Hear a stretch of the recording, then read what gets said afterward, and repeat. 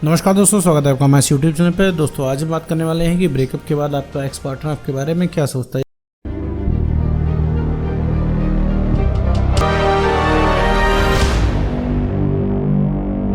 या फिर वो जनरली क्या सोचता है जब वो आपसे ब्रेकअप करके चला जाता है। क्या उसको आपकी याद आती है? क्या वो चाहता है कि आप उसको कॉल करो, या क्या सीक्रेटली आपका वेट करता है आपके रिस्पॉन्स का, या फिर आपको चेक कर रहा होता है कि भैया आपके अंदर अभी भी प्यार बचा है कि नहीं बचा है। तो इस सबसे रिलेटेड टॉपिक के बारे में इस वीडियो में बात करने वाले हैं। साथ ही ये भी क्लियर करेंगे कि आखिर एक्स सोचता क्या है। तो चलिए बिना किसी विलम्ब के इस वीडियो को शुरू करते हैं।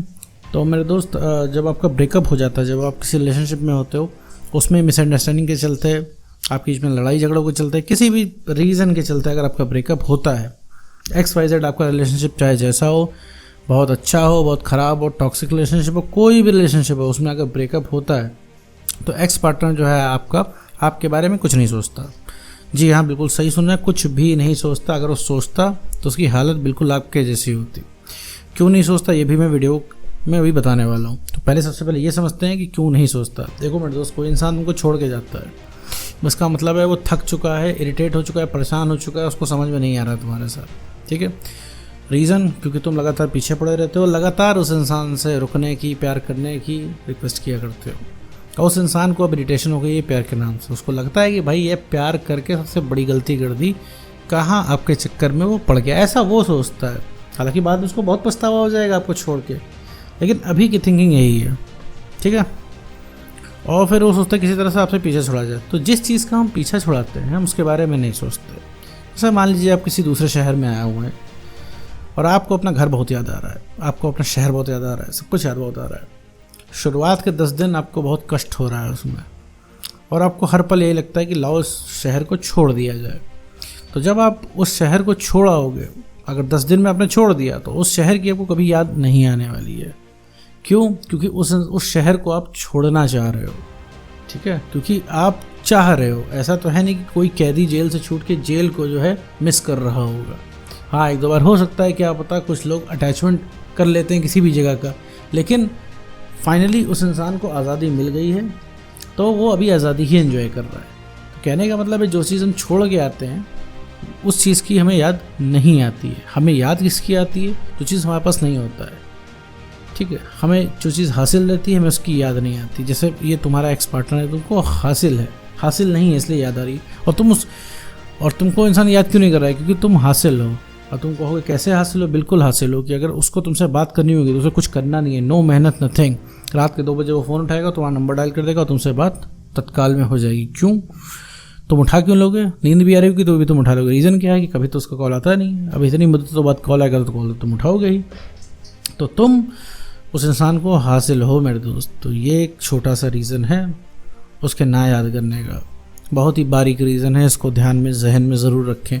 और हासिल आप किसी को रहोगे तो वहाँ पे वैल्यू आपकी नहीं होगी। देखो मेरे दोस्त, किसी को हासिल हो तो अगर किसी को आप हासिल हैं तो उसको वैल्यू भी रियलाइज़ कराते रहिए उस इंसान को, क्योंकि नहीं तो वो इंसान ग्रांटेड लेता है। ग्रांटेड लेने के बाद वो गलती कर बैठता है, जैसे आपका पार्टनर अभी गलती कर बैठा है। उसे भी ब्रेकअप के बाद उतना ही पछतावा होगा जब आप सही हो जाओगे, लेकिन तब क्या होगा? तब बहुत ज़्यादा समय बीत चुका होगा। तो सिर्फ इस रिलेशनशिप में पछतावा, आज आप पछता रहे हो, कल वो पछताएगा। ठीक है, ये बहुत ही क्लियर साइकोलॉजिकल फिनोमेना है।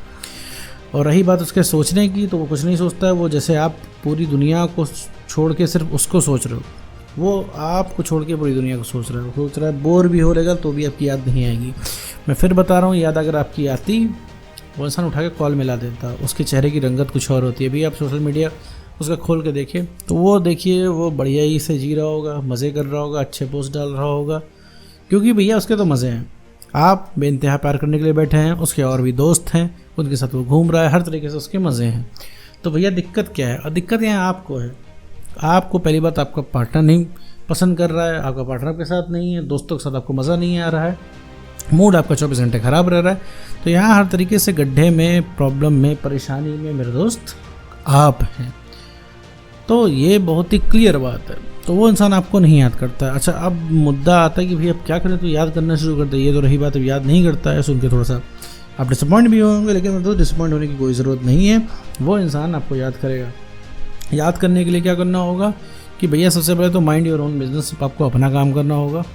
और एक्स के बारे में ना कोई किसी से डिस्कशन करना है, ना एक्स के बारे में कोई आपको मंथन करना है, ना एक्स के बारे में आपको इधर उधर से पता करना है, ना उसको सोशल मीडिया पर स्टॉक करना है। सिर्फ अपना काम करना है। आप जितना अपना काम करते हैं उतना ही आपके एक्स के रियलाइज़ होने के चांसेस बढ़ते हैं। रीज़न क्या है? जब आप अपना काम करोगे तो कुछ वैल्यूएबल बनोगे। अभी क्या है, तुम वैल्यूएबल बिल्कुल भी नहीं हो, एकदम डीवैल्यूफाइड हो, क्योंकि उस इंसान को ग्रांटेड ले रखा है, क्योंकि तुमने हर तरीके से उसके सामने झुक के अपनी सेल्फ रिस्पेक्ट की मटिया मेट कर दी है, हर तरीके से धज्जियाँ उड़ा ली हैं अपनी सेल्फ रिस्पेक्ट की। कॉन्फिडेंस तुम्हारा पाताल में चला गया है, एकदम किसी लायक तुम उसके सामने नहीं बचे हो, बिल्कुल भी स्टैंड नहीं कर पाते हो। अगला इंसान तुम्हारी प्रॉब्लम परेशानी कुछ नहीं समझता है, बस उस इंसान को अपने से मतलब है। तो ऐसे केस में क्या, अब तुम्हें बताना पड़ेगा कि तुम क्या हो। मेरे दोस्त, तुम वही इंसान हो जो आज से रिलेशनशिप में, आज से इससे पहले जब रिलेशनशिप में जब तुम लोग आए थे, तुम वही इंसान हो। इसके बिना वो इंसान 5 मिनट भी नहीं बिता पाता था।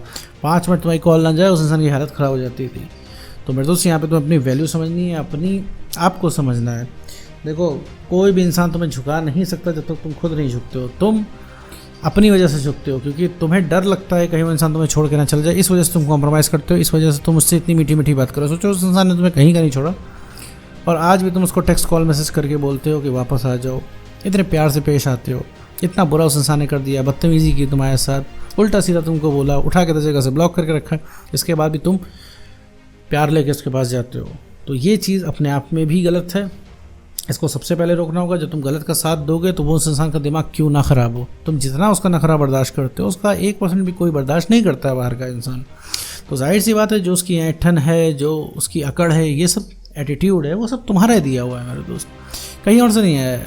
इस चीज़ का बहुत ही खासा ध्यान रखना है आपको, और आपको अपना काम करना है, अपने पसंद का काम करना है। इससे भैया कॉन्फिडेंस बढ़ पाए। सेल्फ रिस्पेक्ट जहाँ पे गेन करोगे, कॉन्फिडेंस तुम्हारा बढ़ेगा, तो तुम एक स्ट्रॉन्ग पर्सनैलिटी की तरह अपीयर होगे और लोग तुम्हें पसंद करने लगेंगे, लोग तुमसे जुड़ना चाहेंगे और तुम्हें अकेले ही अच्छा लगने लगेगा। तो एक्स पार्टनर इसलिए नहीं सोचता क्योंकि तुम हासिल हो, बस उसकी पहुंच से बाहर चले जाओ। साइकोलॉजिकल फैक्ट है ये चीज़ कि उसकी खुजली मच जाएगी। जहाँ उसको पता चल गया भैया अब तुम्हें कोई मतलब नहीं रहने वाला है और तुम उस इंसान से दूर जा रहे हो, अब तुम मूव ऑन करने का सोच रहे हो, तुम्हें कोई फ़र्क नहीं पड़ता, अब तुम इतना प्यार उस इंसान को नहीं करते हो, अब तुम उसके कहे पे अवेलेबल नहीं रहोगे, तो बस उस इंसान को उसी दिन से खुजली मच जाएगी। पूरी दुनिया छोड़ के अब तुम्हें सोचना स्टार्ट करेगा, और जहाँ सोचना स्टार्ट कर दिया अब उसका गेम ओवर। अब तुम यहाँ पे डिसाइड करोगे तुम्हें रखना है कि नहीं रखना है उसको। ठीक है मेरे दोस्त, तो अपने ऊपर काम करो, अपना कॉन्फिडेंस बढ़ाओ, सेल्फ रिस्पेक्ट गेन करो और थोड़ी सी इमोशनल स्टेबिलिटी अपने अंदर लाओ, ताकि उस इंसान के सामने स्टैंड कर पाओ, बात कर पाओ, ताकि वो इंसान को लगे कि हाँ, कि अब ये उस पुराने इंसान से मैं बात नहीं कर रहा हूँ, उसको तुमको भी, उस इंसान को भी तुमको खोने का डर जागे। तो मेरे दोस्त, अपना काम कीजिए, काम करके कॉन्फिडेंस बढ़ाइए, इमोशनली स्टेबल बनिए और सेल्फ रिस्पेक्ट गेन कीजिए। तो उम्मीद करता हूँ दोस्तों आपको वीडियो समझ में आएगा। तो आज की वीडियो में बस इतना ही।